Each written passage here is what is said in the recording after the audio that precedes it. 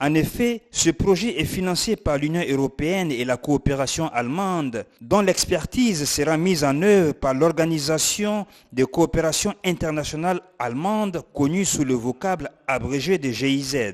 Le chef du projet de formation nous situe ici sur le programme de cette première session et le choix porté sur le volet de la décentralisation par la coopération publique allemande. Elle touchera les différents champs d'intervention au niveau territorial, à savoir tout ce qui est la gestion administrative, la gestion financière, la maîtrise d'ouvrage, le développement personnel, etc.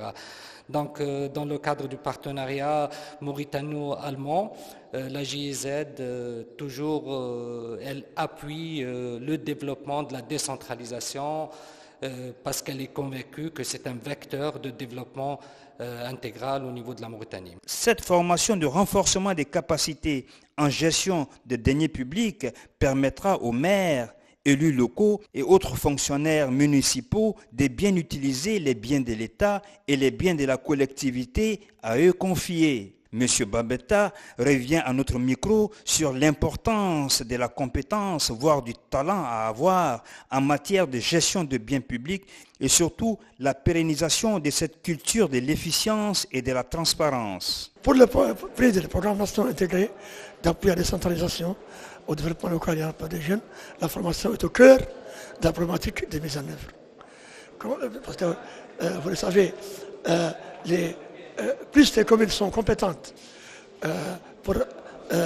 dans leur approche de leurs fonctions, et plus la personne est compétente, plus c'est mieux pour le programme, parce que le programme est exécuté essentiellement au niveau local. Toutes les activités essentielles, et pour cela nous avons plusieurs mécanismes d'appui au renfort de capacité des communes, dont ces formations-là. En fait, ce projet cible 100 communes identifiées par le gouvernement mauritanien dans le cadre du même programme et vise à former 1000 personnes impliquées dans la conduite des affaires municipales à toutes les échelles. L'un des bénéficiaires du programme, en l'occurrence le maire de la commune de Martalajar, nous donne ici ses impressions sur cette académie de recyclage et ressort pour nous la nouvelle configuration établie dorénavant entre l'État et les mairies dans leur mission régalienne.